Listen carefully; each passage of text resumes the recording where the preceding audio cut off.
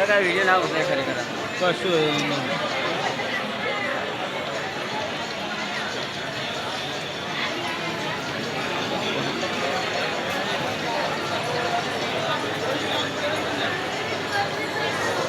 હાલો મારા વાલા, હાલો બાપા, હાલો.